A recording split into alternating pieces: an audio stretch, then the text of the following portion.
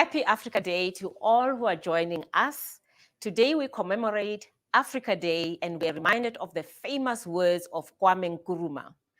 I'm an African not because I was born in Africa, but because Africa is born in me. These words ring true for African Fashion International. There is a global interest in African stories because Africa remains a region full of mystery. At AFI, we share the stories of Africa to challenge the single narrative of Africa as a source of inspiration and raw material. Our aim is to tell a different story and to commercialize the success of African creatives on the continent and internationally in order to create more opportunities, but also to create wealth that will bring necessary changes to Africa's socioeconomic status quo. Our concept, the future of retail in Africa, we chose this concept specifically because we see daily challenges of African designers. And these include tariffs that make it expensive to trade. And it also includes finding. We chose topics for relies heavy on for retail and value chains that are available. Recently, the African Union has aptly themed the 2021 as the Arts, Culture, and Heritage year. These are levers for building the Africa that we want.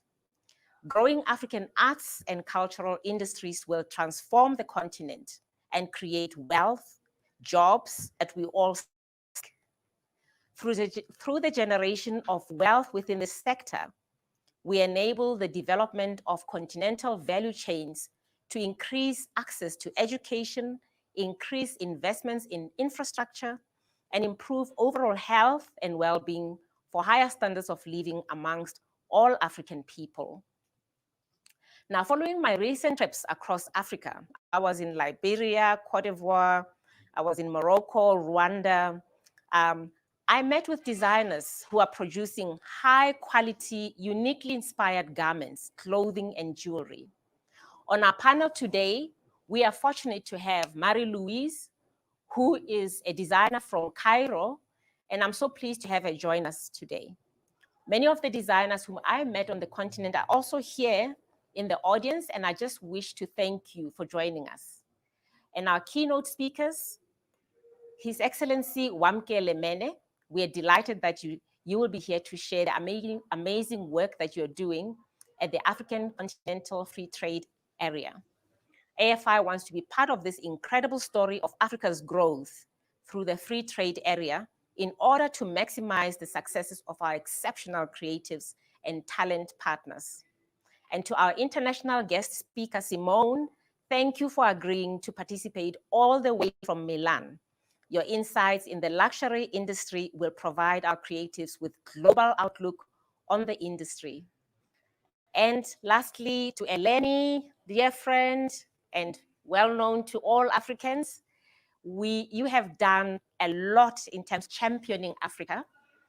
You have promoted the commercial success of Africa through your news on the platforms, CNN. Thank you for making time to be here today. We value your contribution. And we're all looking forward to this insightful discussion. And I will now hand over to Eleni. Thank you so much, Dr. Precious. What a pleasure and honor to be with you. Great to be back in a studio environment. I like the fact that we're going a little hybrid in this kind of new normal, but it's amazing that we're able to connect with all of you from all corners of the world. So thank you to those that are joining us and watching this. And thank you, of course, to our guests. What an incredible topic and what an incredible time to be having this conversation. Happy Africa Day to everyone. And for me, Africa Day means that we need to think about the economic prosperity of every person on the continent that cuts across all sectors, and that we think about everyone in even the remote areas of the continent. And this is why it's important to look at the retail industry, to look at fashion, to look at how we can hone these incredible skills and inherent talent that Africans have. And of course, make sure that it contributes a significant portion to GDP while at the same time creating economic prosperity. Who better to have this conversation with than our own champion of connecting the continent through the African Continental Free Trade Area? I'd like to welcome His Excellency, the Secretary General of the Continental Free Trade Area, Secretariat, and also happy to call a friend and someone that has already appeared in my show, discussing ways to move the continent forward, and importantly, Wamkele, you are the one that's helping implement the Continental Free Trade Area. So I welcome you. I'm honored to be on this platform with you. Wamkele Mene, over to you, sir. Thank you very much.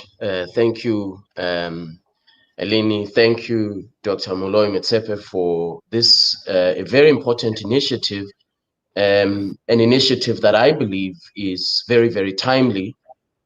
And it is timely as we reduce barriers to trade and trade barriers, as we reduce barriers to intra-Africa investment.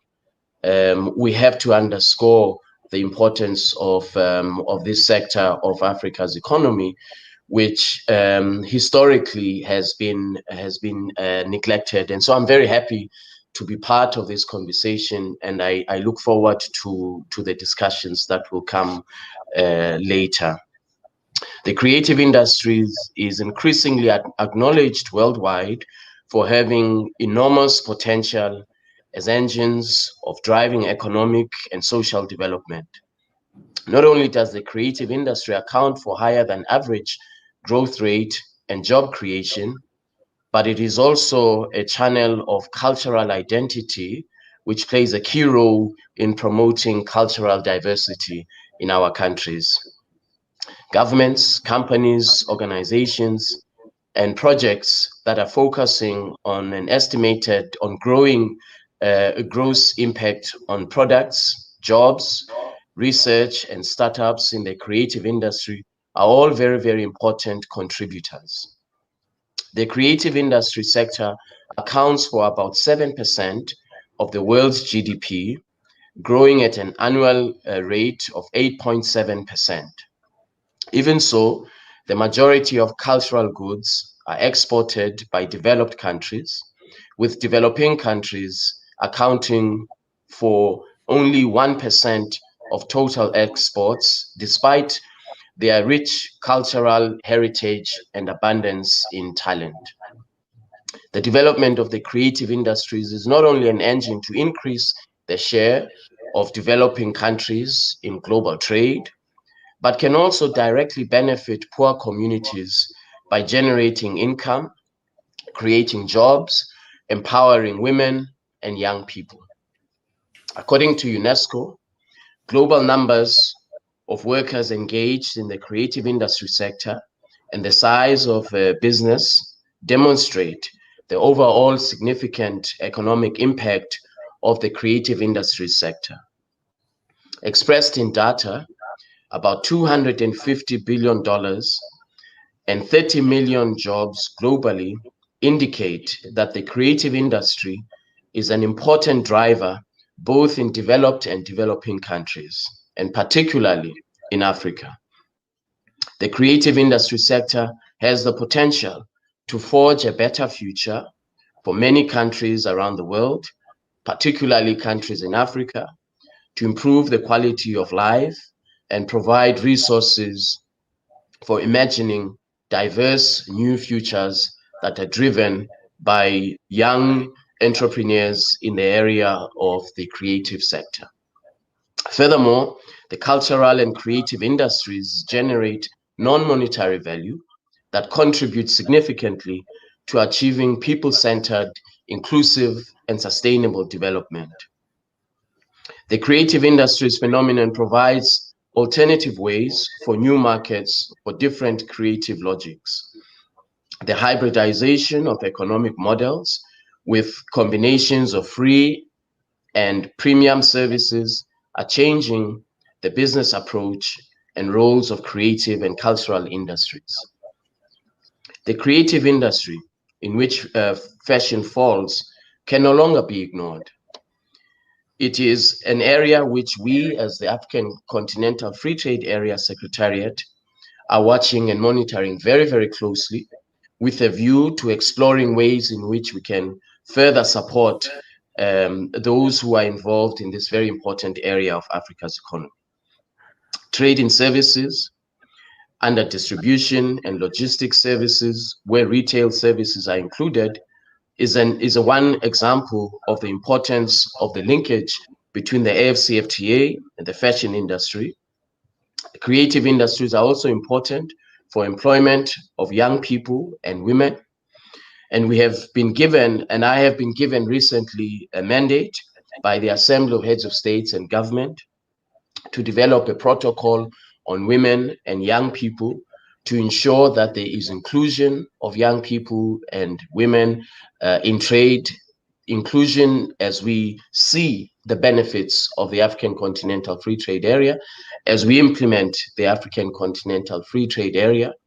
We have to make sure that the benefits are shared across these very important segments of our society.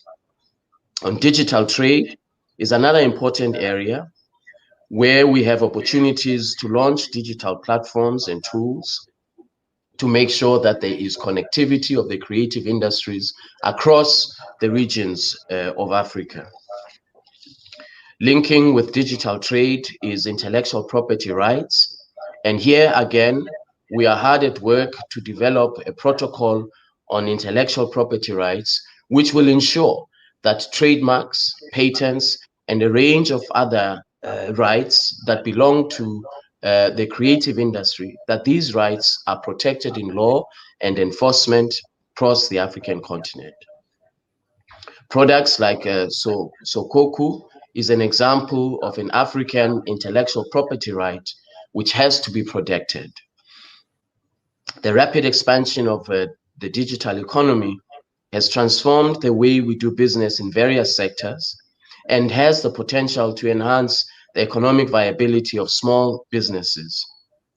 For micro, small, medium enterprises in the fashion industry, increasing the use of digital technologies enables them to reduce costs and market their goods and services to a broader range of customers across all regions of the African continent. Online sales can be less expensive in terms of information and communication costs compared to the traditional retail platforms. In the same way, electronic commerce platforms can help to connect buyers to sellers, regardless of their physical location. And this is a key objective of the African Continental Free Trade Area, connecting the market across regions of Africa. This will help small, medium enterprises to improve their visibility in markets as they access these new markets. And this would otherwise be challenging without these digital platforms, which we now are reliant on for the conduct of our business. On the issue of payments, we understand the difficulties that the creative industry sectors is confronted with when it comes to payments across African countries. Africa has 42 currencies, and this presents a significant challenge of currency convertibility, the cost of currency convertibility, and this issue of 42 currencies is a constraint to boosting intra-Africa trade.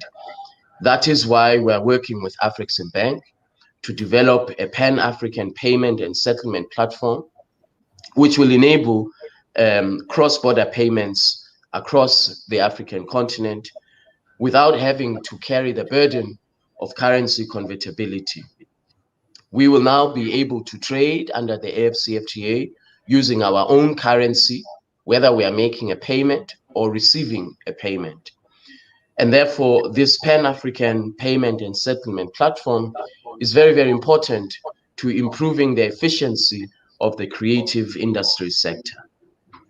The development of the film industry in Africa is also providing room for the development of African fashion as a demand for cultural or African clothing is increasing, as we've seen in the last few months, in the last few years.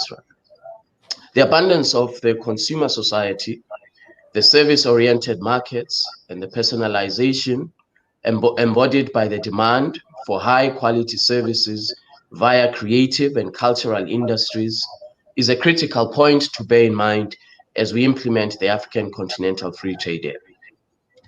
Let me conclude by observing the following.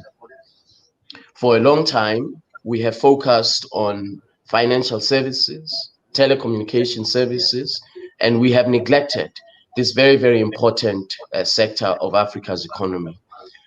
I too, just like Dr. Moloi-Motsepe, when I travel across the African continent, I meet small, medium enterprises, I meet young fashion designers, I meet young people who are entrepreneurs, who are at the cutting edge of technological developments, which will enable for us to trade in these important products across the continent, enable us to trade efficiently and at a very, very affordable and accessible rates.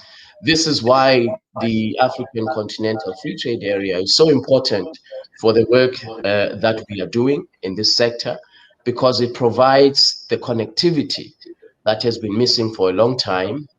We are now going to reduce tariffs.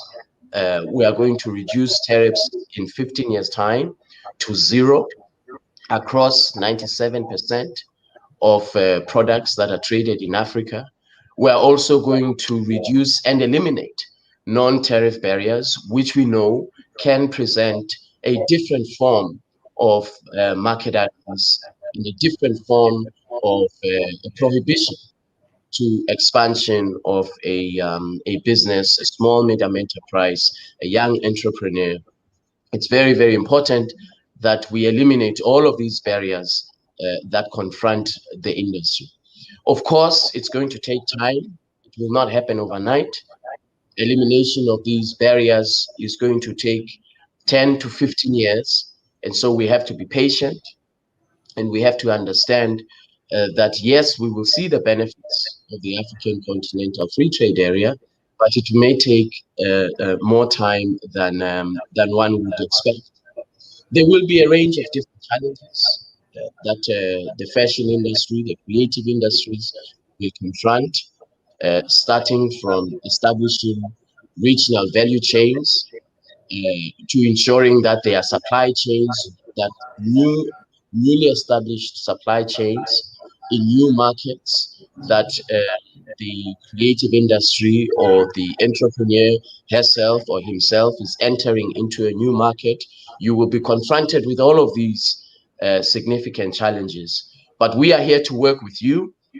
We want to make sure that as much as we focus on the telecom sector, financial services, that we don't neglect this very, very important segment of Africa's economy. So thank you very much once again for inviting me. Thank you. Thank you very much, Your Excellency. Really fascinating to hear insights, and importantly, just how you plan to implement a lot of the policies that we've been looking at over the past while. I've got a couple of questions for you. And I guess, you know, when you've got African designers and you have African talent and companies and small to medium-sized enterprises competing heavily with imports, cheaper imports, or even the second-hand clothing market, to what extent is the local industry being stymied by the fact that we are still very much importing our raw materials to make our own products? How do we increase the supply chains when we're thinking about mills, textile mills, and when we're thinking about CMTs? You know, we've got to claim back that value chain. Can we truly do it if we don't think about how we will deal with imports? That question, Eleni, goes to the heart. It goes to the heart of the AfCFTA, and it goes to the heart of Africa's industrialization. I was in Benin. I was in Mali, in countries that produce cotton, and yet there is no productive capacity to transform the cotton into a value-added product so that it can be sold as a finished garment that can be globally competitive. So we have to do a number of things. First, we have to invest significant amounts in the development of value chains. Productive sector investment is critical to ensuring that we are not only regionally competitive, but that ultimately one day we're globally competitive. That is why the rules of origin that we have introduced, the local content requirement, in other words, is very, very high. For example, in the area of cotton, you have to produce, we want to create an environment where we process the cotton in Africa, where all of our garments are made, the textiles and clothing that are made in Africa, that the rule of origin, the value addition that is brought onto the product, that it is very, very high. We don't want a shirt to be imported from another part of the world, put a button on it and say made in the AfCFTA. That is why the threshold for rules of origin is very, very high. For textiles and clothing, we have what we call, in trade speak, we have what we call a wholly obtained product. In other words, we want to recognize only products that are made in the AfCFTA, because we have to protect our own industries. We have to protect and defend jobs, job creation in Africa. And so we have to work very, very hard to make sure that these rules of origin that place a very high threshold, that they don't just end up in the agreement, that we implement them for the purpose of that you have pointed to, and that is to create jobs in Africa, to protect the industry in Africa, and ultimately to industrialize Africa. We want to see value addition in Africa and not in another part of the world. And I believe that if we work together over a sustained period of time, we will reach our objectives. So Wamkele, anecdotally, my experience, I ordered shoes from Kenya, Enda Shoes, which is locally manufactured using local raw materials. Incredible story. So importing them into South Africa, I had to pay almost the amount the value of the shoes.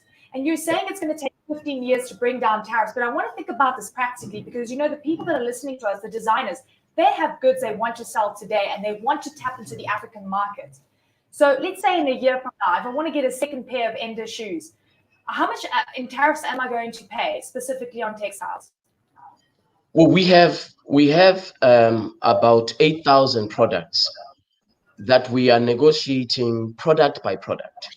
We negotiate the tariff reduction formula for that product. We negotiate the rule of origin, the local content requirement for that product. And what countries agreed to is that the tariff reduction across products should happen over a 13 to 14-year period of time, because of the need for economies to adjust, for countries to adjust to the new tariffs as they are being reduced or eliminated. Many countries in Africa rely on tariffs as a revenue generating tool. And so if you reduce tariffs to zero in a very, very short space of time, they will suffer adjustment costs in respect of implementation of the AfCFTA.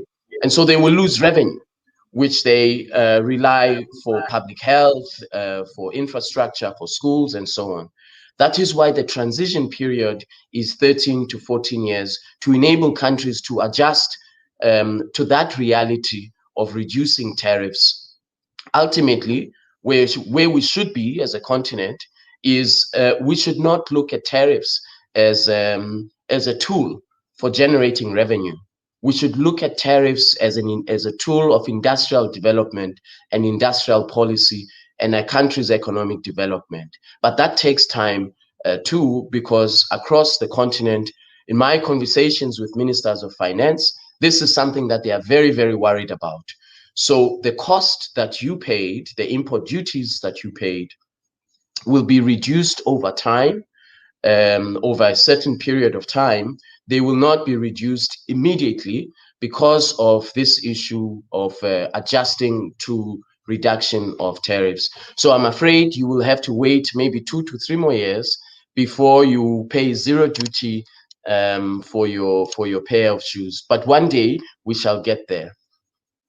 Well, I hear the industry lasts a lifetime, so maybe I won't need to get another pair anytime soon. Anything made in Africa is of good quality.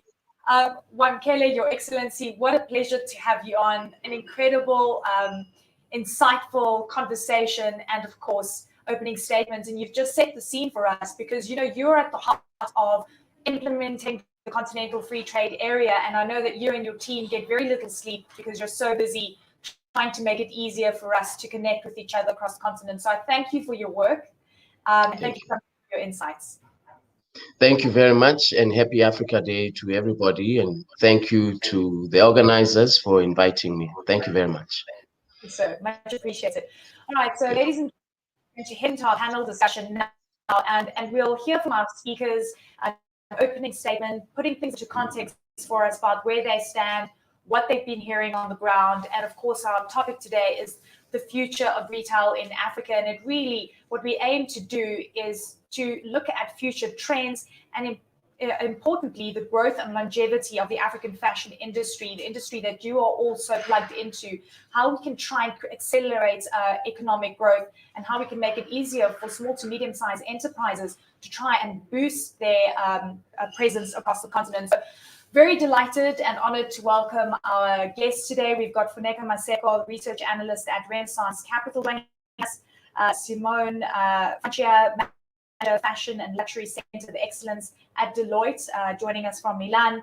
And we also have Marie-Louise Bishara, Vice Chair at the Bishara Group. So thank you very much for joining us. And Funeka, I'm going to start with you. Welcome. Happy Africa Day. Put things into context for us. Thank you very much. And thank you for having me. Good afternoon. Happy Africa Day. And I'm honored to be speaking in today's webinar. Sorry, I'm getting a little bit of feedback. Give me 1 second. I hope you can hear me. Yes. Can you hear me clearly? Yes, we can. Yes. Super. That's much better. So just wanted to say again, thank you very much. I'm honored to be a part of this panel. As you said, I'm a retail analyst by profession. I represent Renaissance Capital. Been doing this about 15 years. I have a primary approach from a South Africa retail perspective, but obviously, look at the broader opportunities within the continent. I'll speak a little bit as well about, kind of the pitfalls or the mistakes, I guess, that the South African retailers have made over trying to grow their footprint in the rest of the continent, and maybe to speak about where I think the opportunities still lie. So in terms of today's topic, the future of Africa retail, a couple of things jumped out at me. The first was an Africanized e-commerce experience, and I'll speak about that just now. The second one was leapfrogging what is often termed traditional infrastructure limitations. I like to think of them as or a lack of traditional infrastructure as an opportunity once again. And then finally, the theme of localization of supply chains that we've seen in more recent times by the South African retailers being an opportunity, I think, once again, as the previous discussion was talking about, just in terms of the opportunity for procuring more locally and more regionally as opposed to offshore. So the first comment is just about an Africanized e-commerce experience. The first thing that comes to mind is when we think about e-commerce penetration in both South Africa and the rest of the continent, you're talking about somewhere between 2 to 3% at best, if not less than that. And that's even after factoring in the unprecedented growth that we saw during the pandemic in the last 12 to 18 months. That compares against a global average e-commerce participation of 16% So we see massive opportunity for upside, but not necessarily in the way that, you know, traditionally is viewed. You know, what people often think about is kind of replicating Silicon Valley type e-commerce in the continent, and I think that that's where the failures might be. And specifically when I think of South Africa, that's where I think that there's a massive missed opportunity in a big proportion of the population that isn't participating in this multi-channel e-commerce environment, specifically because we're not Africanizing the experience and thinking about, you know, providing specific solutions to local problems. What I mean by that is, you know, I often think of an example, you know, where I get a lot of my locally produced garments is a lady who has an Instagram page, no sophisticated mobile app. You know, I text her on WhatsApp, and you know, she sends the goods via PostNet. So that for me is full end-to-end, you know, e-commerce service. It's not necessarily trying to look for a, you know, fancy app and, you know, tap and pay via my Apple Pay that's now been recently introduced. So it's about kind of thinking out of the box from the traditional sense and adopting innovative ways to approach new customers, getting them into the e-commerce fold. So that's the first one. The second one being leapfrogging the infrastructure limitations or opportunity, like I said. Again, when I think of the experiences specifically of the South African apparel retailers when they moved into Nigeria about a decade ago, all four of the major retailers kind of put very small footprint. We're talking about 2 to 3 stores a piece about a decade ago. And very quickly over the last 7 years, we've seen each and every one of them pull out, which I think is a pity. But I think, you know, the issue here is really, it's very nuanced when you think about the continent in terms of tastes, preferences. But again, you know, the structural limitations, I think, in terms of things like tariffs, made the South African products really expensive by the time they landed in these countries. I don't think that there was a thinking specifically around the product assortment to localize the assortment, as well as, you know, a lack of brand affinity. You know, the way that you and I might feel about the big iconic retail names doesn't resonate necessarily with someone who's sitting out in Lagos or Nairobi, for instance. So I think that there may have been some opportunities to piggyback onto you know, speaking to local designers, trying to see where they can have partnerships to hype up the local brands. There could have been different approaches to delivery mechanisms. I think that, you know, the big cost of trying to open up stores in a foreign country that one didn't understand might have been the bigger structural issue. So just more creative thoughts around routes to market. So for me, the fact that this infrastructure limitation, as it's often referred to, for me opens up the white space opportunity. You know, to the extent that the infrastructure is limited, makes it more nimble as we start to think about a future. We call it hybrid retail or multi-channel retail approach, where you know, if we're thinking about you know, the last mile delivery, maybe retailers can start to think about you know, more e-commerce, as I mentioned, not traditional e-commerce, but you know, kind of digital commerce per se, pushing that into something like forecourt retail pods, delivery pods, where people can, it's closer to home, but it's not necessarily at a shopping mall that the retailer had to build, if that makes sense. So that's a second point that comes to mind. I think there's ample opportunity in rethinking how we do retail on the continent. And because we haven't got this infrastructure on the ground, we can get a little bit more creative around what can work and what can get the route to market more efficient. The final point I wanted to make was on this regionalization of supply chain. So, you know, like I said, about 15 years ago, when I was starting out in the industry, there was a lot of focus on long product lines and orders with the retailers, specifically, you know, sourcing from the East. You know, so about the vast majority of their product supply was coming from the East, and that was just about securing big orders, and clearly it was a price drive. More recently, in the last decade, with the entry of the global retailers entering South Africa. We're talking about Zara, Cotton On, H&M, and the likes. You've definitely seen them bringing in the concept of fast fashion into the market, which has been incredibly exciting, as well as, I suppose, bringing in new thoughts and processes around how we actually as Africans feel about fashion. We want to be front, we want to get, good product, but we also want it at a decent price. So the problem with ordering outside of, kind of the likes of Indonesia, China, etc., has always been about pricing. So I'm quite excited by the comments that His Excellency had made in terms of the outlook for tariffs, not necessarily tomorrow, to your point, but the outlook for tariffs and, kind of regionalizing supply sources. So, a couple of comments is, in the last, call it maybe 2-3 years, we've seen local retailers really making a huge effort to both localize and regionalize their supply, because for them, they're starting to see why it's so important to invest in fast fashion and getting new product out there and getting fresh product out there. So I think that there's definitely ample supply or ample opportunity for local producers, garment producers, local fabric producers to get in, because that is, I think, the new wave of where local production is going. Maybe a final comment before I pause is, when I think of also the likes of a Zara that's come into the market in the last 10 years, they already manufacture 24% of all its products from a combination of Africa and Asia. So they are already thinking about getting into these markets. Given their footprint in South Africa and their plans for the rest of the continent, I do think that there's opportunity to get into that supply chain as well.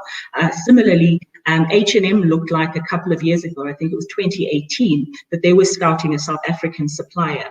That does seem to have gone cold over the years, but I do think that the need for them to be looking for localization of supply, given what that they're also a fast fashion retailer, I don't think that will go away forever, and they'll probably have to rethink, think about either local or regional supplier sources. So, for me, the long and the short is I'm excited. I'm excited by the opportunity for a step change in retail on the continent. I'm excited about the idea of coordination and looking at more, like I say, collaborative ways of getting small to medium enterprises into the fold. I tend to find that the smaller enterprises are more nimble. They're not burdened by their current, infrastructures that sit in forcing them to think a certain way. So I think we're ripe for innovation, and we're ripe for opportunity in collaborating on the continent. Thank you. Thank you for that thorough overview. Much appreciated. Simone, over to you. Yeah, maybe a short presentation. I don't know if it's possible to project it, or maybe I can just go through through my concept and describe what I wanted to say. So as you were saying, just words, it's okay. As you were saying before, I work for the EMEA Deloitte Fashion and Luxury Center of Excellence. So I'm a consultant, and we provide advisory services to big fashion and luxury brands and retailers. So our contribution today is just to bring some of the challenges that we see as the one that our clients are facing to drive the reprise after the big COVID disruptions. According to our research, the market has lost in the 2020 at global level around 19% of the total value. So it was a very tough year for all brands, much more for the retailers because they were almost closed. So the revenues were almost zero for a large part of the year. But if we hope that this crisis is passing away in the next months, we hope that we are going toward a phase of a big growth, of big opportunities for new entrants and for the big brands that want to identify and select and then to face the right challenges of the sector. So we identified 10 of them that are the key challenge for each one that want to be competitive and become leader in the sector. The first one, the biggest one, probably that everyone know, and I think it's pretty coherent with the previous speech, the one that came before me, but also the first one is the digital and the digitalization. We think that it was probably the fast-growing channel before the COVID pandemic. And after the COVID pandemic, many people that never accessed the channel, that didn't want to buy fashion products through the digital channel, learned how to use it, learned the experience of navigating and selecting their product mobile. So the global relevance of the digital market today is around 15%, but it is expected to reach the 25% in the next 5 years. So it will be one of the most relevant channels comparing to the physical one for the retail part. The digital part is not only about the selling product, but it also regards the digitalization of the backend processes. We have seen in the last year many companies that could not travel anymore, could not go in Japan to do their buying for the stores or go in US, but they needed to do all virtually. So we have seen also strong virtualization of the backend process that is changing the way the companies are working, both with their supplier, with their client, and with the retailers that purchase the product. The big second trend that we see after the digital is the word experience. Many of the brands that we work with are not focusing anymore only on the product. The product is important, especially for luxury. The product is central in the offering, but the experience, so providing some services to the client, providing the type of interaction which is very peculiar and represent the characteristics of the brand, is becoming central and an integrating part of the offering of each brand. We have seen, especially in the digital channels, where many customized delivery services were developed by the top brands like Yux, Net-a-Porter. We see that much in the luxury part of the industry, because probably they are one of the most proactive in this kind of area. And those two trends bring us to the third one, which is the omnichannel. So customers have learned to navigate the digital channel. They become an integrating part of their life, both on their desktop and in mobile. But what's really happening is that the experience of the customer, the way they access the fashion product is always much more, we say, phygital. So a fluid experience that navigates through the channel. So, for example, I can go to a website, see a product, then go to a direct store of that brand to watch it and touch it and understand if I like it very much, and then I go home and I buy online on Amazon or on Farfetch. So brands are trying to build some fluid journeys and to support and follow the customer across all these jumps across the digital and the physical channel, the direct and the indirect channel. As fourth big trend, always on the customer side, we see the one of the personalization. So the mass market for big brands is almost over in the last years. Everyone is trying to personalize the product, personalize the offering for the customer. So give everyone what they want, and the channel become the individual customer. From this perspective, the personalization is not only anymore about the product. So you can put your name on the bag that you were purchasing, but it's also personalization that we can see in the services. So if I order a product online, I don't want anymore to have just one option on delivery, but I live or I'm very sensitive to sustainability, and I want a green delivery option that I'm willing to pay more to get it. And the last one is the personalization of interactions. We are seeing many investment of our client in the clienteling apps to better know the customer and to give them a personalized approach every time they go in the boutique, every time they access the website, so they feel a very strong one-to-one relationship with the brand. Our fifth big trend is the sustainability one. This is a big topic that is touching almost all the fashion luxury industry, also other industries that is very central at the global level in this moment. all brands are participating to the sustainability challenge, trying to build a sustainability offering, more sustainable offering. We are seeing some sustainable collection made with recycled materials, some brands that give green delivery options to ensure that the product for the last mile is brought to the client using a bike and not a truck that is polluting the environment, or some initiative for which the brand try to go carbon neutral, so compensate the emission and through green initiatives to be zero impact at the end of the day.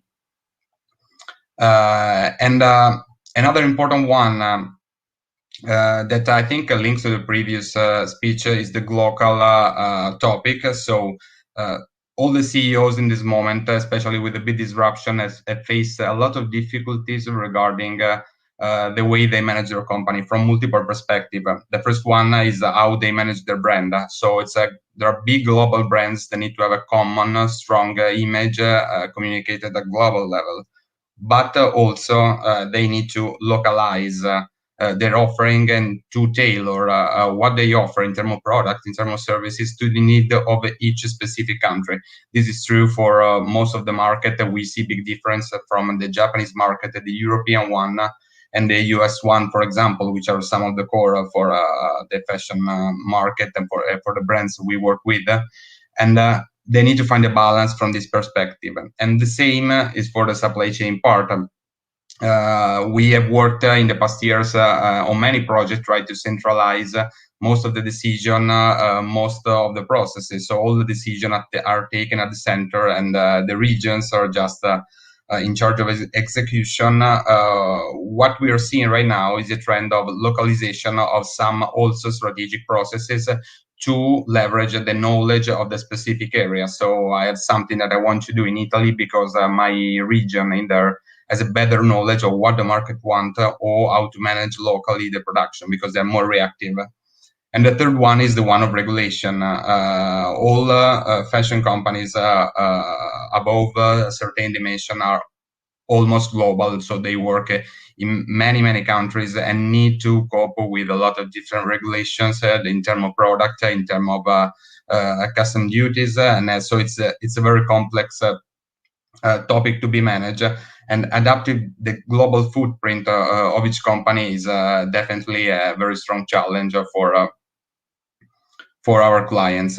So this is a short summary of what we see working with brands as a key challenges for the market. We think that especially in the next years, being capable for the brands to address them with an holistic approach, so all them together strategically, is the key to drive the growth, but also a strong fall of the market that happened in the 2020 opens the door for the new entrants and for the company that with the creativity and addressing those trends with a lot of with the right investments and with the right mindset can succeed in the market and gain a strong competitive position.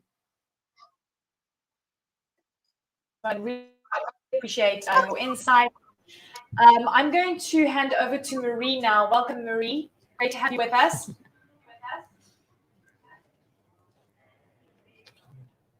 You're on mute. If you could just unmute yourself for me.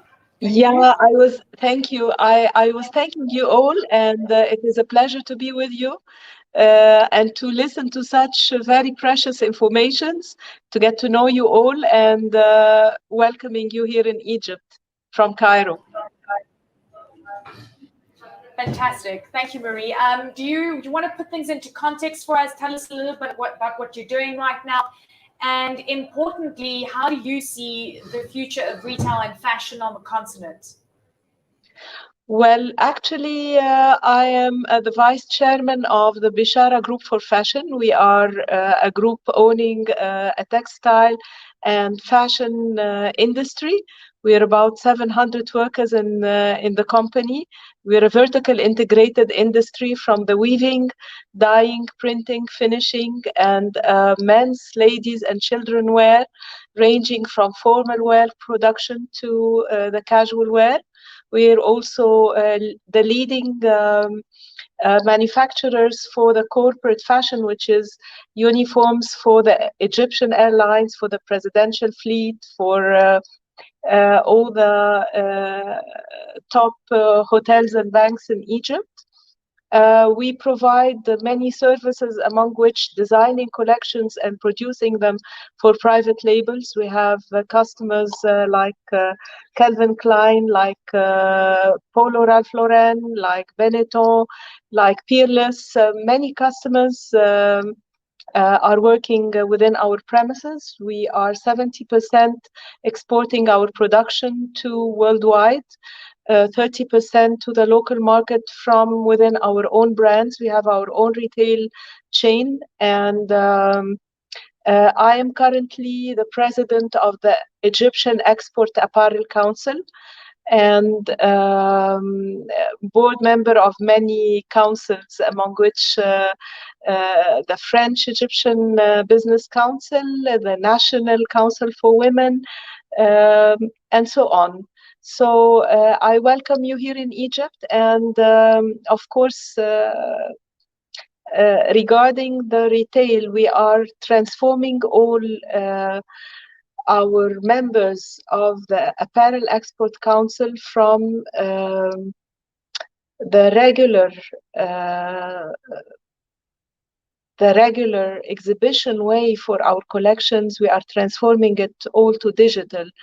And we are training most of our members through a lot of webinars into this digital transformation. Most of the international fairs, starting from the Magic in the US to the German fairs, to the French fairs, are all being transferred to digital fairs. So we are actually now preparing a portfolio for all our members, all the brands, the Egyptian manufacturers, with digital catalogs, digital stores, in order to have a free access and an easy access to all our customers worldwide. And the wonderful thing is that it is a national mandate to grow our sales for the African countries, to the African mother continent.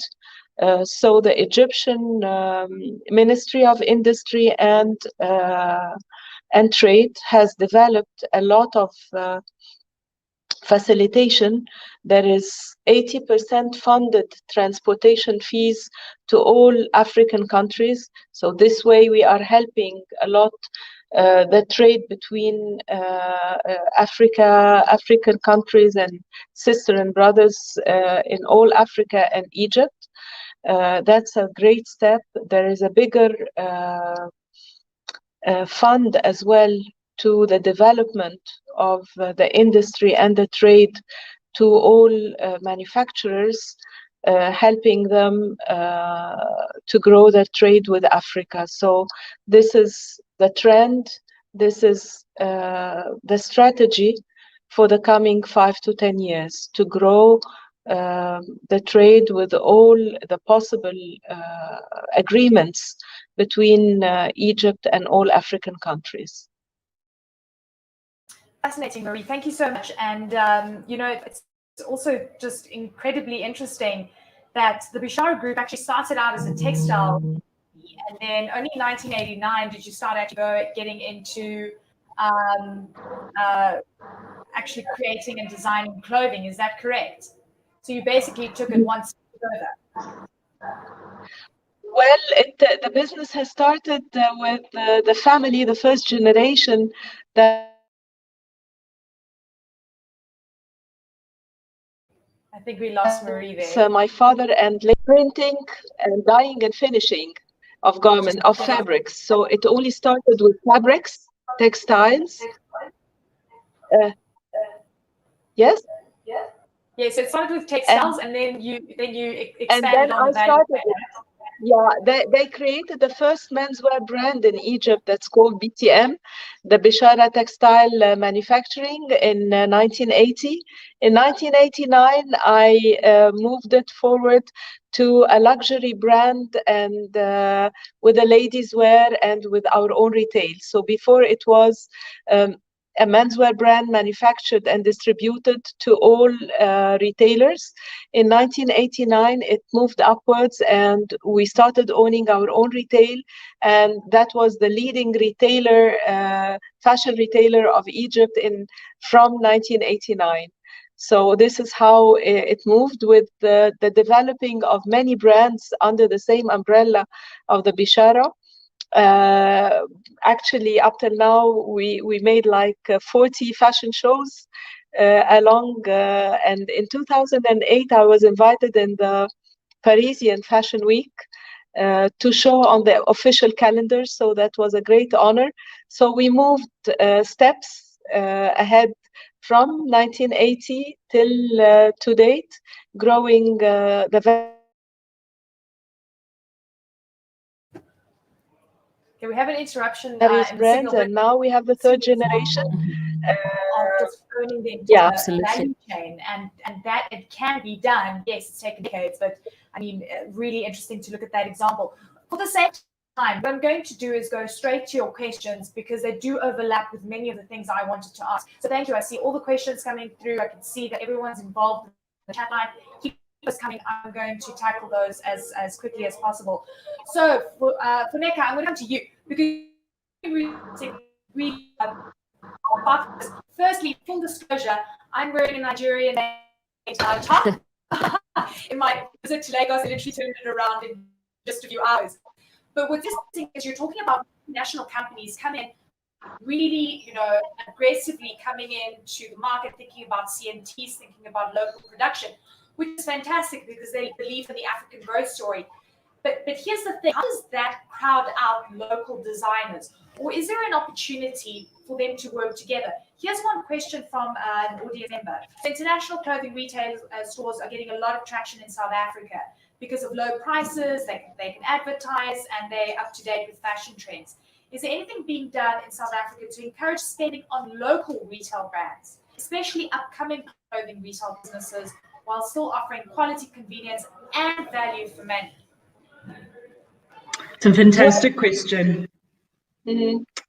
I think, so first things first, I think there is an opportunity to partner up with locals, local small designers. You see it happen every now and then with the local larger retailers. Foschini, for instance, has several partnerships. One that comes to mind, maybe it's just a personal friend of mine, but Burgundy Fly, local, and that themselves is a brand that's a hub that brings in local designers under that brand. So I think there are opportunities, as I was mentioning, with the mistakes that perhaps, South African retailers made in Nigeria. Maybe these are the things that an H&M or a Zara might think of. Look, I don't know that they would when I think of Inditex and their strategy, but there's definitely opportunities to have kind of partnership models. Think of a local producer by Zara, partnership, even if it's just a line or two. That's often, a very, very successful, you bring lots of,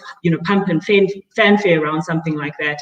And that brings up the profile of the underlying brand name that might not be known. So I think that's an opportunity. I don't think that it's being done enough.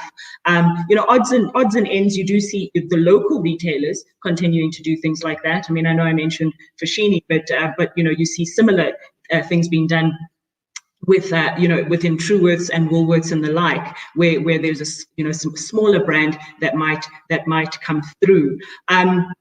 Yeah, I think the opportunity is there, but I don't think it's necessarily a policy or something. But I do think that's a huge opportunity for a smaller retailer, smaller brand. In terms of value, that's a trickier question, because obviously that comes with scale benefits. The larger retail, and I don't know. I mean, there is a concept where you do get some crowding out, just because, first of all, H&M has hype. It's a global brand. It's so exciting. I remember the days of the pictures on Twitter on the day of the both the Cape Town and the Sandton opening stores, and the queues out the doors, etc., etc. So there is an element where we feel like, oh shucks, this is maybe pushing out the local manufacturers. But I think I think that ultimately consumers do benefit from broader choice. It doesn't mean that, you know, with the formalization or the entry of global entrants, that's to be seen as a bad thing. But I do think that with the benefit of partnering up, you know, like this Burgundy Fly example that I've mentioned, they've benefited from growing from, you know, they used to have I think it was 3 stores at the peak. One had to close down several years ago, and now they've got plans to grow into 42 of Foschini stores over the next couple of years. Simone, here's a question on horticulture in Africa. Is there space for it on the continent? Where do you see it going? Sorry, there was an audio disturb. I couldn't hear your question. Do you think there's space for it? Is there room for it? Do we need to reach a certain level of maturity? I think there's always a process of the need to reach the maturity to succeed. I think it's also important. I've listened a lot to speak about the cross-border strategy for among African countries. I think the local culture, especially the American country, is very important. Have a strong potential and can potentially also be brought out of Africa and maybe in some other markets because it's very powerful. In terms of cultural heritage, is very important. So I think the perspective that Africa should look at could be also beyond the African continent.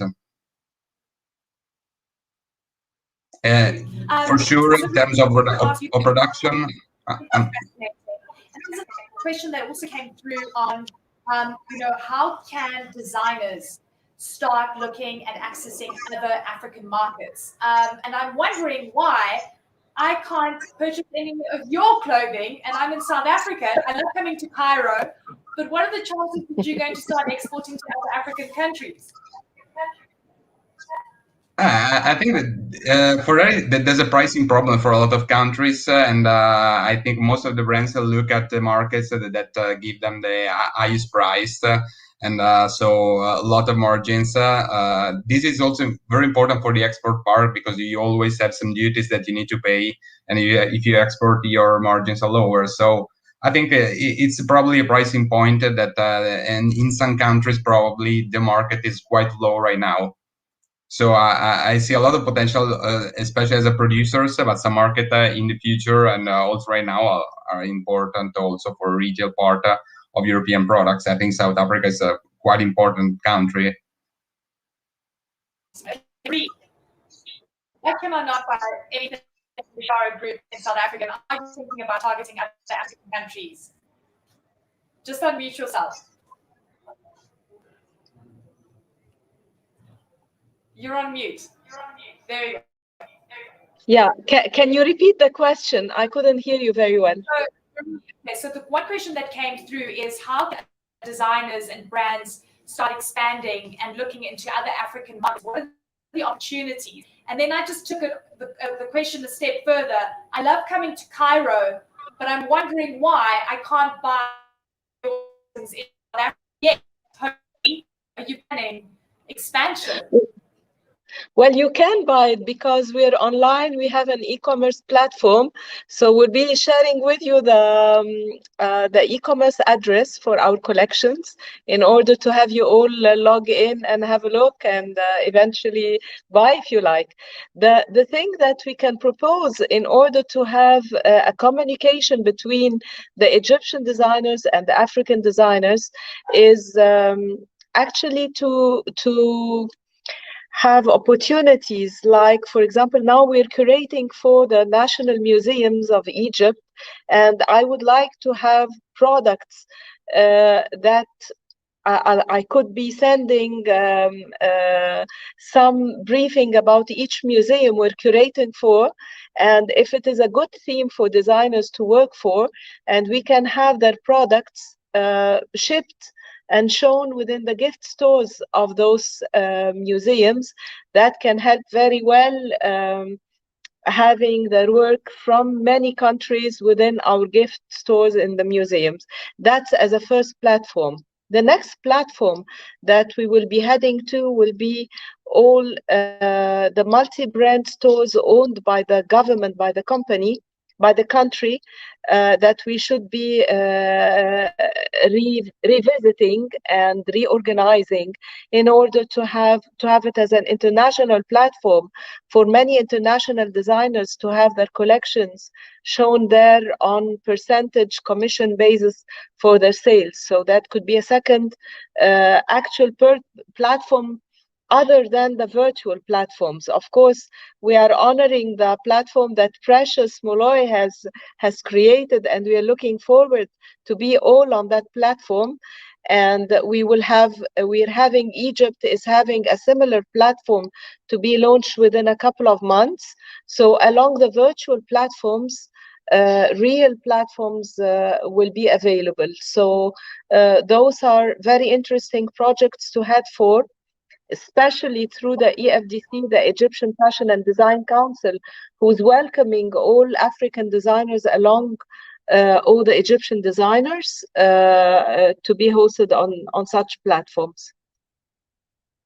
Thank you so much for that. I will definitely jump online, even though, full disclosure, I'm the kind of person that likes still going into stores. And on that note, there's a question about sort of the disruption of big technology on retail, things like online versus shopping in store, the future of malls. What are we doing to prepare ourselves? Funeka, I know that online shopping and e-commerce was really taken off in South Africa, but what's the future of this space for the rest of the continent? And is it one way to bridge the gap between what we see, in various parts of the continent, and that is how we can connect businesses and businesses to consumers? Funeka? Sorry, I couldn't find my mute button. Look, I think it's exactly the point. Is that there's the opportunity of getting bigger reach is precisely through e-commerce without kind of the burden of infrastructure. I mean, we often used to talk at length. If we had this conversation kind of 10 years ago, speaking from a South Africa perspective, it was about the Africa growth opportunity, or kind of growing into the rest of the continent. And I think that when I think about the e-commerce opportunity, it echoes a similar sentiment, in the sense that without having to have the burden of going out, getting into new markets, establishing deep, kind of shopping center infrastructure, which is, hugely expensive. The idea of being a little bit more thinking out of the box in terms of delivery mechanisms, I think that's precisely the opportunity of getting retailers out of local markets into, getting access to new markets, new customers, etc., is via the online channel. Maybe there's a different approach. Eventually over time, my view is that we get into hybrid retail, but I don't believe that lots of African countries with what we call limited infrastructure have to worry about the migration from shopping center retail, which I think is a South African problem, if you'll call it that. We have huge more culture, huge more infrastructure. So the migration into e-commerce might look a little bit different in South Africa than it might look elsewhere, because the access to the products online is arguably in some cases the primary access or the new primary access in countries outside of South Africa. Whereas South Africa, we have to migrate from the traditional shopping mall. I also, full disclosure, enjoy a good Saturday afternoon shop, but migrating maybe the painful parts of shopping that isn't so much fun and trying things on. So maybe a problem for a different forum, not fashion, migrating out of bricks and mortar into online. Thank you very much. Okay, I'm going to do one last question, and then we're going to start wrapping up, and I'm going to bring in Dr. Precious on closing remarks.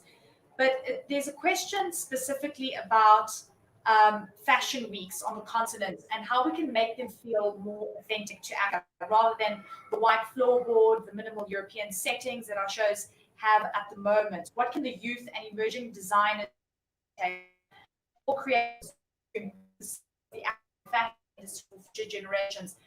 I'd like to bring this question to you.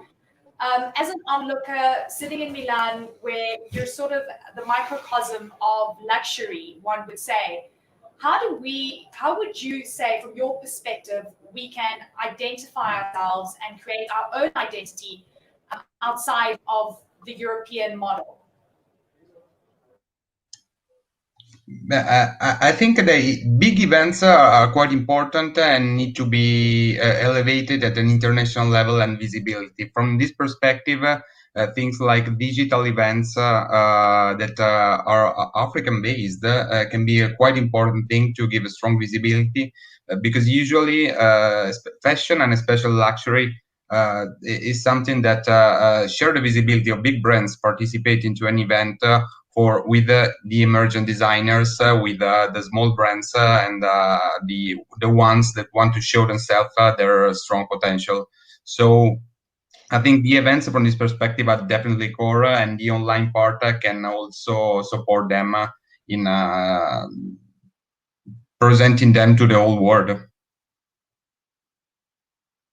Fantastic. Thank you very much. I'm going to start wrapping up, and we'll come to all the speakers' final comments. But Dr. Precious, I'm going to bring you in here, man. Oh, I'm sure Sifa is here. This is what I find that the questions that we're getting, yes, it's just so practical. Absolutely. People, yeah. people want to know, how do I do exactly something specific? Yeah. And I find that so fascinating, because I think designers are sitting in their boardrooms and they're designing, and they're thinking, how do I get to market? Exactly. Yeah. What is the most significant thing that we've spoken about today that you think is going to take the conversation forward, that you're excited about? Wow, that's a big question and very, very exciting. Lots of little things that I've picked up, which I'm very excited about. Simone spoke about digitization, very, very critical. That's where our company, International, actually has gone.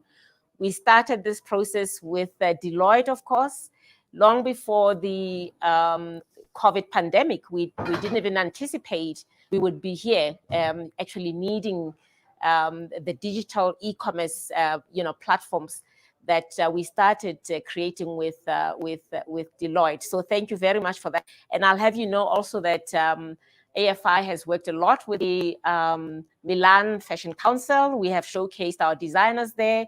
So collaborations with Italian designers is something that we're very passionate about. And I think, Funeka, you made very valuable points, in terms of partnerships with the international brands. But we're finding as African Fashion International is that local designers tend to get lost, within the big brands and somehow lose their DNA, their essence, and they give up. A lot of them are about design, and they want to see their product still as is, well designed and not cut to become, a commodity. But of course, we have to also think this is a business, so you have to make money. So what AFI has done was to create this platform where we can invite designers from all over the continent. Over the last 10 years, actually, we've had fashion shows, inviting designers from around the continent. We've worked with the likes of Vogue, which Simone said, you do need the big guys to lift you up. That's very important. We've worked with the likes of Vogue. We've worked with the likes of Mercedes-Benz, actually to leverage those big brands. And we've seen that, we've managed to scale through working with other brands, but still maintaining the African designers' narrative and story. So that's important. And what we've done is after we had created the physical platform, we now migrated it to digital. So we've got both the physical as well as the digital space, where customers can come into our store, look at the product, buy, but they can buy and then pick up at the store. So we're doing exactly what Simone has said. We need to be reaching our customers, omnichannel, that's where the world is going. But very importantly also, you spoke about fast fashion, and there is, I think, currently a discourse around the fast fashion model. You're right, it was amazing, it's incredible, but then we also, as AFI, where is the sustainability for the fashion industry? We know that the fashion industry is the worst polluter after oil, at least, you know, the amount of water we use, the dyes we use, the fabrics that are non-degradable. It is a huge problem, and we need to address it. Fast fashion brings its challenges, then we also think, how is this sustainable? I'm sure we will find solutions as we move forward. So that is also important. And for Mary Louise in Cairo, she was here showcasing at AFI Fashion Week a few years ago, and we're very proud to have you also on this panel, you know, sharing ideas with our local designers who obviously all they want to do is sell their product and reach markets. So we have provided that platform where designers can network amongst each other, but also, you know, reach the customers that they want to sell to. I was very excited when I was in Cote d'Ivoire and I'm wearing an outfit by a designer from Cote d'Ivoire. You know, they make amazing products, and we want to make sure that the world knows it. It doesn't have to be hooked on another big brand. It needs to be known for what it is, and that's what AFI is about. We want to tell the African story in its pure, authentic way, and that it can be commercial. Fascinating. I'm so glad I pulled you into the conversation. And incredible to hear what AFI is doing, because, you know, you're thinking about the entire value chain, which is fantastic. We're going to go to a couple more questions, and then we're going to start wrapping, because I want to think about an action plan and where to from here. And I think that COVID-19, the pandemic, lockdowns, people not going into stores, you know, thinking about fashion and fast fashion differently, right? Yes. Has really change the way we view consumerism, materialism, but also there's incredible opportunity going forward. So I'm going to go to a couple more questions, and then we'll do a wrap. So the one question relates to COVID-19. So huge retailers have fallen because of the impact of the pandemic. How does a small retailer retain the customer base? Funeka, you can tackle this one for me, please. Oh shucks, I get all the easy ones. It's I want to go harder. We can go. I was being no, they're definitely not the easy ones. No, I think it's, you know, it's been a difficult time, obviously, across the board. This is across all the way from the high, you know, the larger scale retailers to the smaller scale retailers. I think it's about maintaining relevance and continuing to communicate with consumers. I mean, when we think about extreme lockdown, we think about this time kind of last year, right, when we weren't basically allowed out of our houses, we weren't allowed to buy certain, you know, this is a South Africa case, we weren't allowed to buy most product categories within fashion retail. But what you did see in certain instances that there were some sales that were still being made online for delivery post lockdown. And I think that those learnings were so important. It's about continuing to showcase, continuing to make fantastic product, which, you know, like I said, I got into new platforms and saw new designers cropping up over the pandemic and I suppose the earlier part of lockdown. So I think for me, it's about continuous visibility, brand or product innovation, you know, thinking about, you know, as you say, we're thinking about a customer in a different way. How big is athleisure as a brand? It's not something I spoke about today, but, you know, those product categories, thinking about what people might need, what people might look into in this kind of I would say post-pandemic, but mid-pandemic hybrid environment. You know, the work from home trend has been a big negative impact on especially the large entrenched local retailers in South Africa. And they've had to, you know, reinvent their thinking about product offerings, specifically as it pertains to athleisure, for instance. So the smaller you know, smaller kind of SME type designers, I think, have the opportunity to just continue to speak. There are platforms all over the place. Instagram, there's Twitter, there's all sorts of ways to continue to speak to your customer.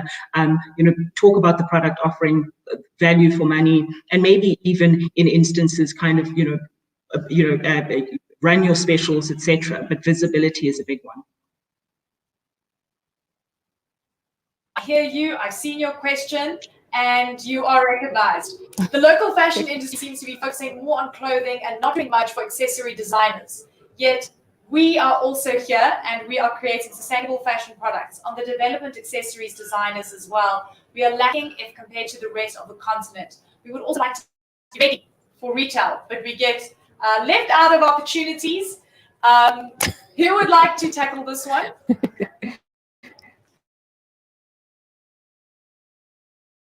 I think this one's for you. I have a feeling. I'm okay. You know, because the value chain is incredible, Yes. right? I mean, it's so enormous and it cuts across so many things. So tell me. Look, I think you're absolutely right. I think that there's been a huge focus on apparel. And I suppose, look, the last 18 months has been hard on everybody. We're all kind of scrambling. We're trying to figure out what does the customer need as opposed to what would they like, because it's more, you know, it's been about reprioritizing budgets, etc. So, you know, like I said, the athleisure trend was something that, you know, has still been going on and has some legs. Accessories do get a bad, they don't get enough airplay. And, you know, quite honestly, I agree with the comment that, you know, I think that there definitely needs to be more showcasing with the retailers.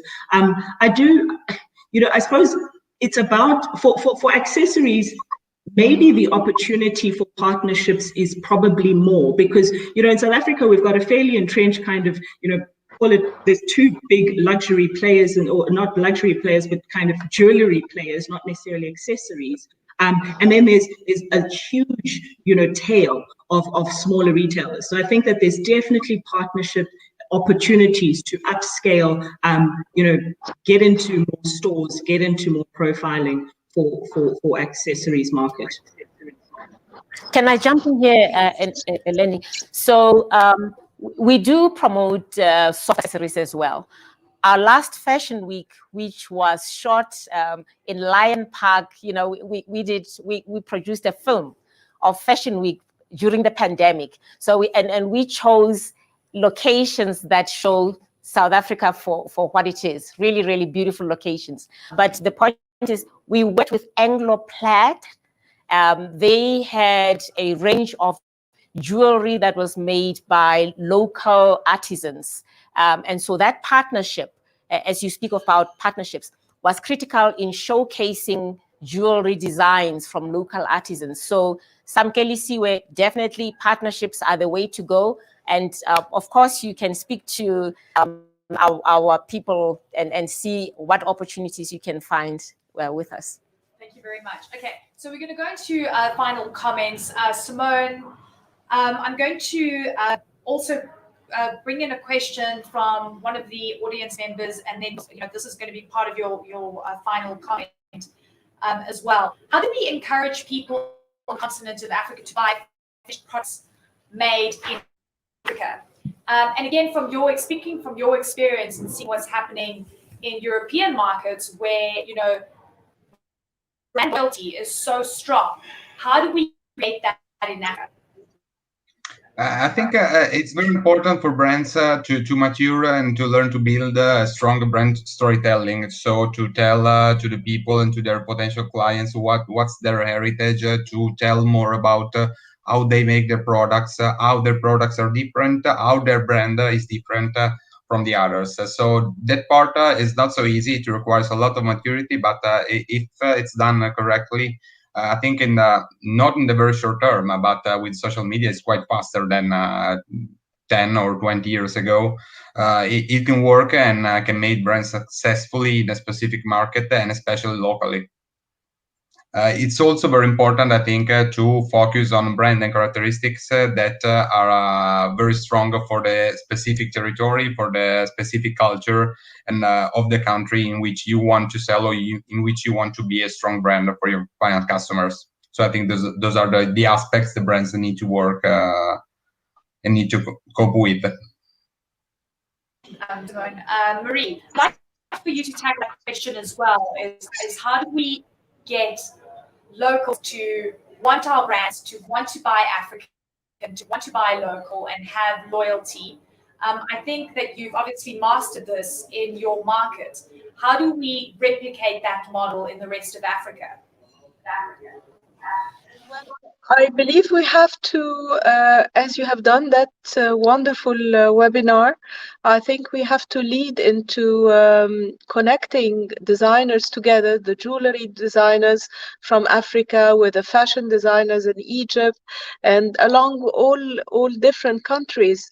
I think more often maybe a monthly meeting.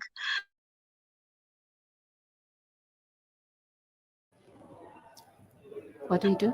An online monthly meeting where Repeat the question. each We've lost designer. Yes, one moment. Funeka. I mean a monthly meeting where. Okay, you're back. Go for it.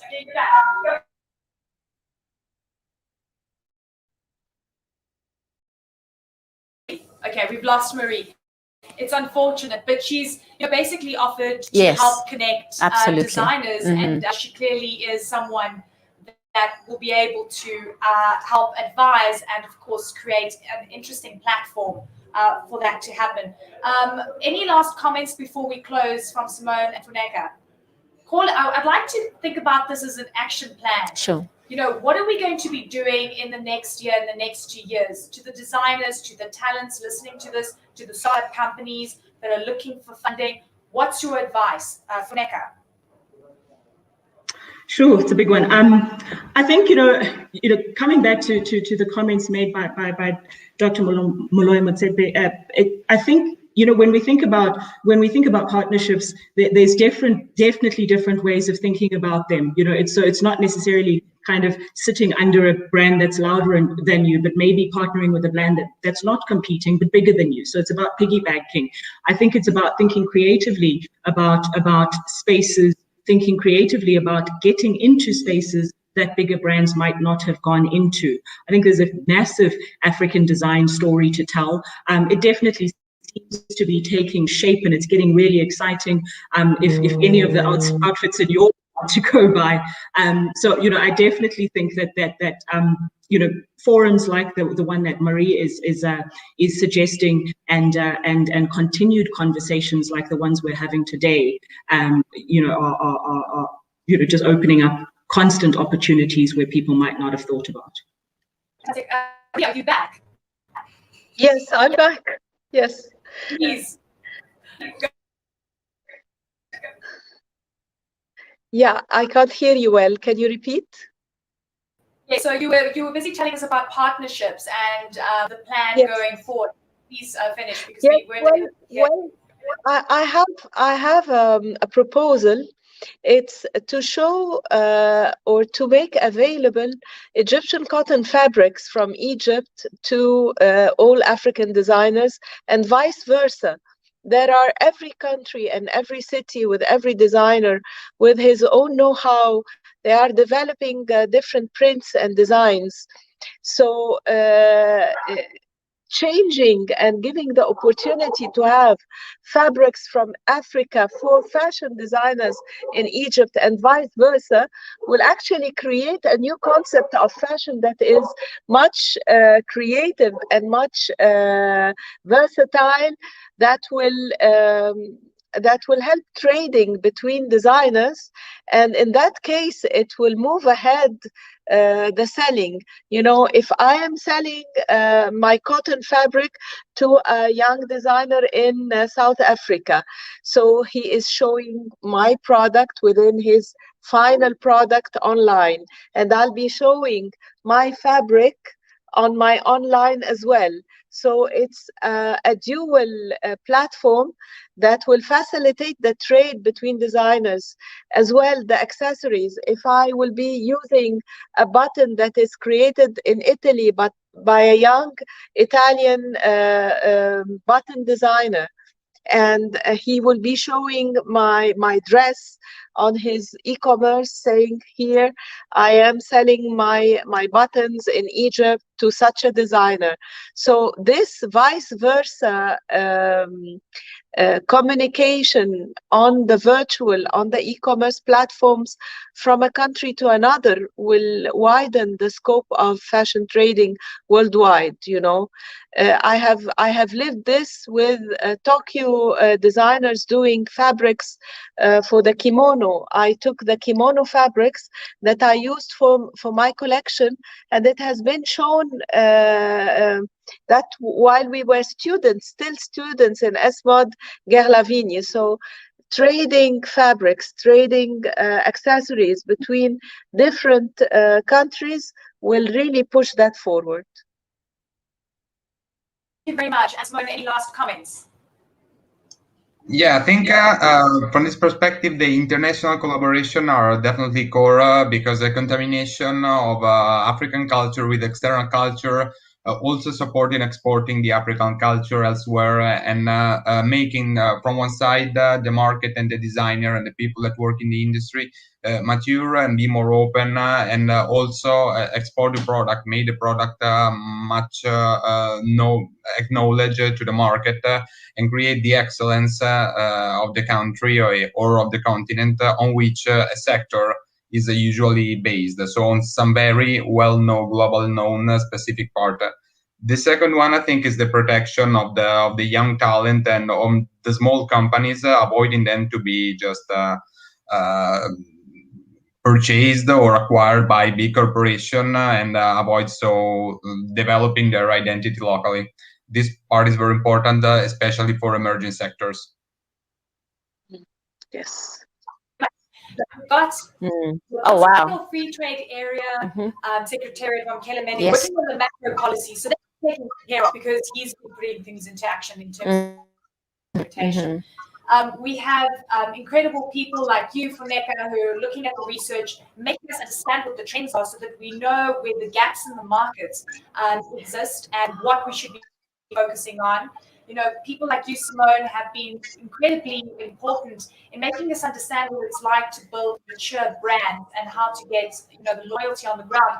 And for you, Marie, I mean, look, the work that you've been doing, where you focus on the entire supply chain and have so successfully, not only in your own right in Egypt, but also on a global scale, is incredible to hear because that gives us hope for other designers on the continent to be able to do the same. Absolutely. I mean, the call of action, collaboration, right? Is that the that is the key word. But this is very exciting, and I want to echo Mari's words. We're going to be doing this monthly, these masterclasses where we collaborate, talk with designers, hear from experts like Simone and Funeka, and yourself, of course, Eleni, because you have so much to share with us. So we will be having these talks on a monthly basis. We also do small shows. Today we're doing a small show that celebrates Africa. 4 regions, North, South, West, and East, will be showcased on our platform. And we're combining that. Mary knows I love food. We're combining that with food from the 4 regions, as well as music from the 4 regions. So this is really about celebrating Africa. It's clothing, apparel, jewelry, music, food, and of course, you know, the sharing of knowledge, collaborations going forward is very important. So I want to thank our facilitator, Eleni, always on the ready, and you look amazing. I love that outfit. Simone in Milan, thank you very much. I can't wait to travel and come and see you in Italy. And Funeka, thank you so much for your insights. We will be connecting with you here at home. And Mari, I am in Cairo very soon, so I'll be seeing you very soon as well. So thank you, everyone. Looking forward. It's really a very, very insightful and very successful discussion. And to our audience out there, I hope you have picked up a few words of advice, and please stay in touch with us, and you can connect on our website, ask your questions, continue asking questions. We'll send them to the panel to answer for you. Thank you all. Thank you very much. Thank you very much. Thank you. Thank you. Bye. Bye.